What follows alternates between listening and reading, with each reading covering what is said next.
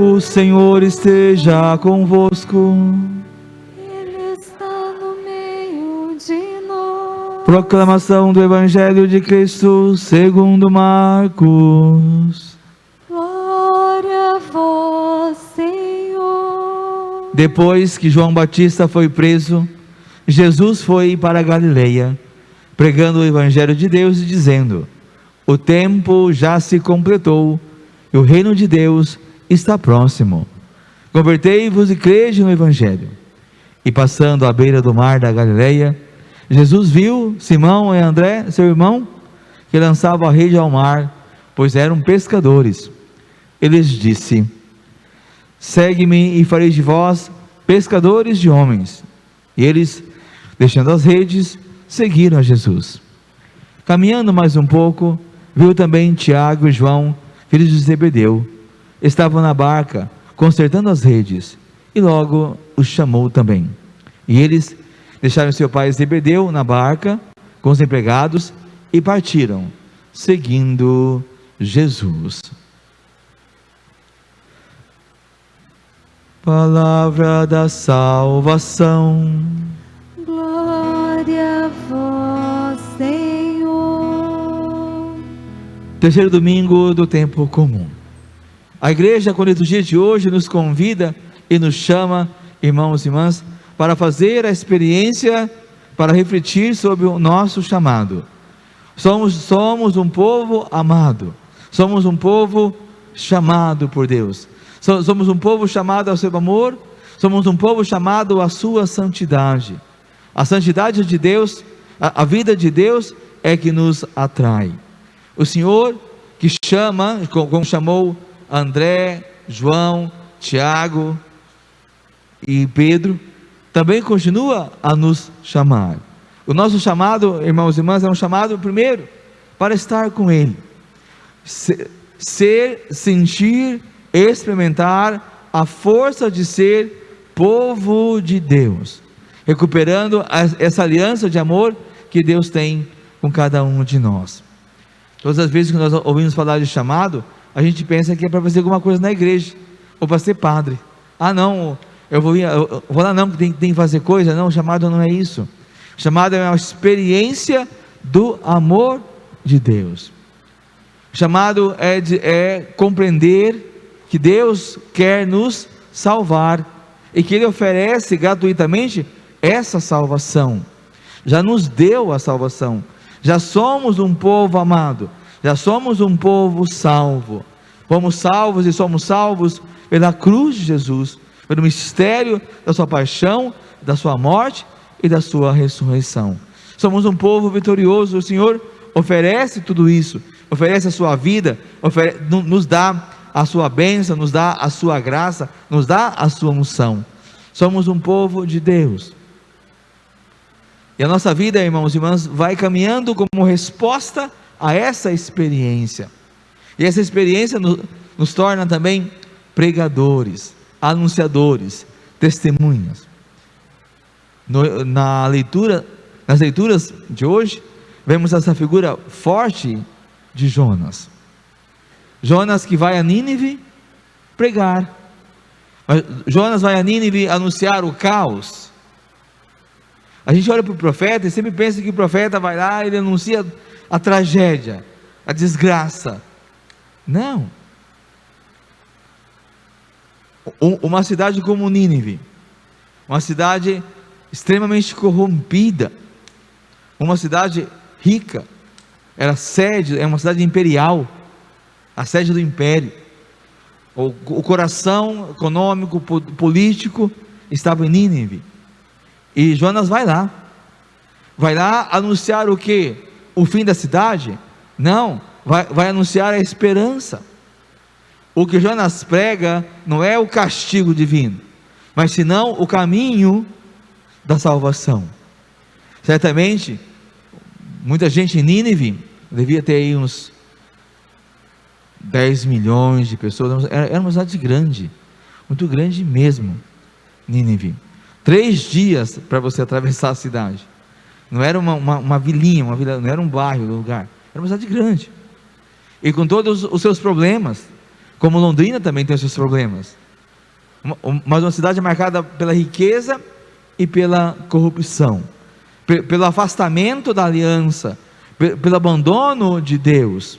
As pessoas haviam abandonado a fé, e Jonas vai lá falar disso. Gente, vamos voltar para a fé? Deve ter alguns que disseram assim: deve ser um velho louco, né?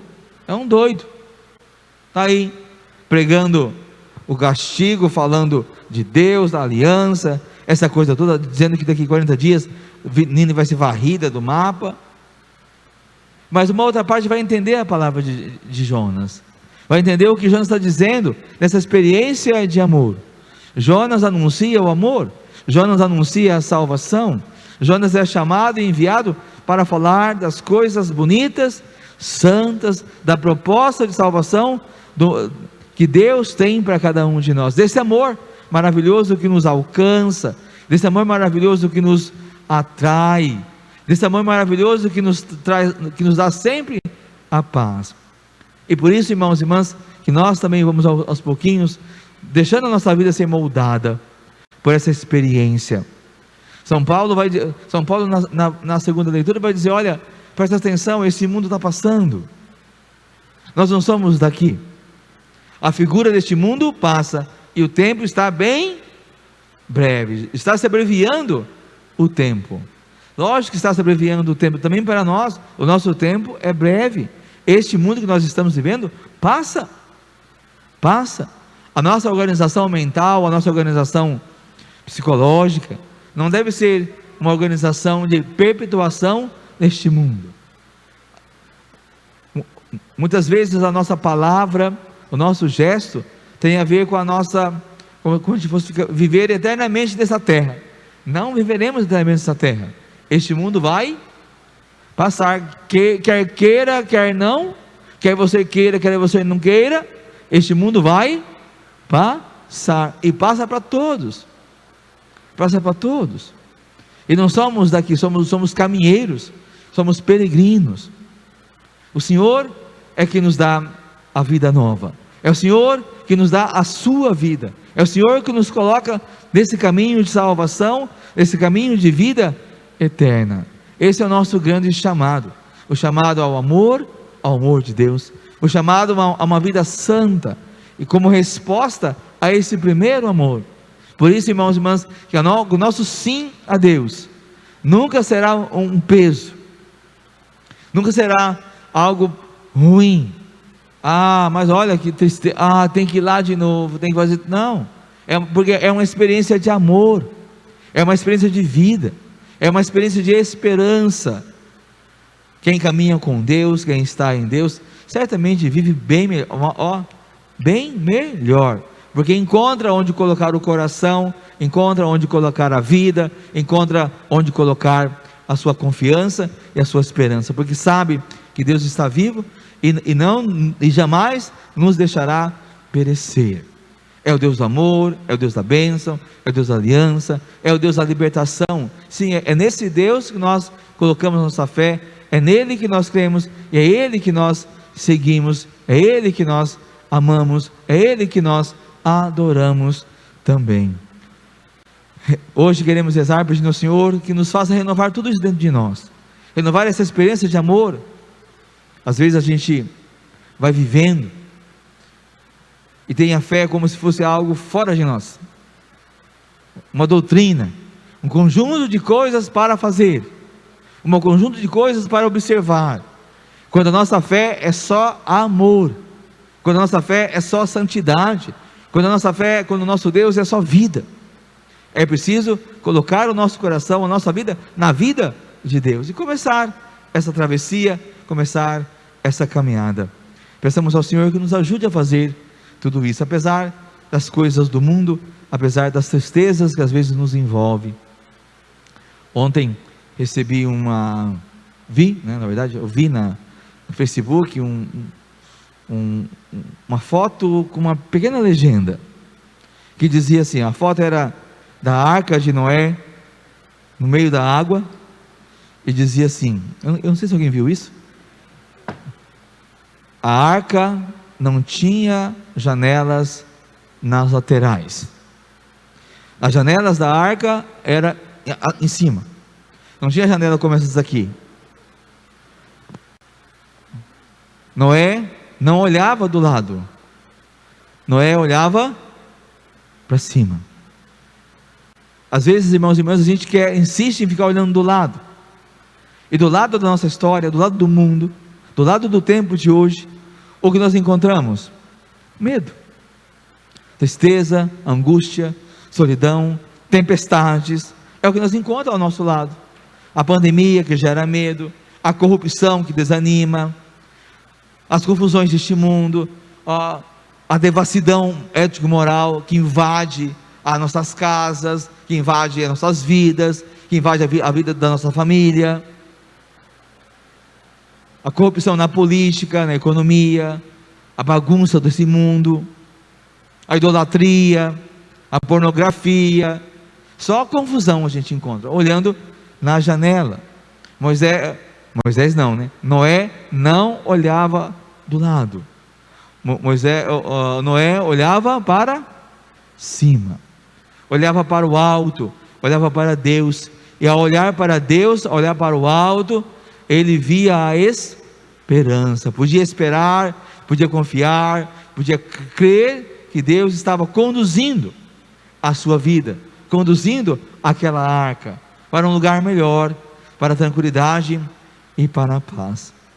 Peçamos hoje também ao Senhor que nos ajude nessa nossa busca de santidade, nessa busca de amor que a gente tem em nossos olhos e corações, sempre querendo olhar para o alto, sempre olhando para cima, sempre olhando para Deus, onde possa também descansar um pouco, encontrar um pouco de alegria, encontrar um pouco de esperança, encontrar um pouco de paz, e ficar firme na fidelidade ao nosso Deus, porque Ele está caminhando conosco, Ele está nos guiando. Ele te chamou,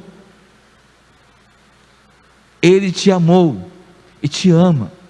Ele nos chamou e nos ama, nos constituiu o seu povo, o povo do amor, o povo da salvação, o povo da esperança.